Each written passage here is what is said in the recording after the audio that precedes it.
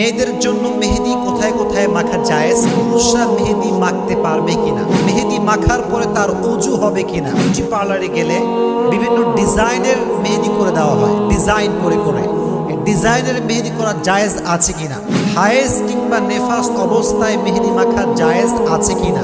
মেহেদি মাখার পরে দুই একদিন পরে এই চামড়ার ভিতরে একটা আস্তরণ তৈরি হয়, একটা আবরণ তৈরি হয়। ফলে আমরা এটা প্রশ্ন করি অনেকেই যে এই জিনিসটা থাকার কারণে আমার উজু হবে কিনা। মেয়েদের জন্য মেহেদি কোথায় কোথায় মাখা জায়েজ এবং পুরুষরা মেহেদি মাখতে পারবে কিনা। ইভেন নারী যখন মেহেদি মাখায় তার গোসলটা আসলে হবে কিনা, মেহেদি মাখার পরে তার উজু হবে কিনা।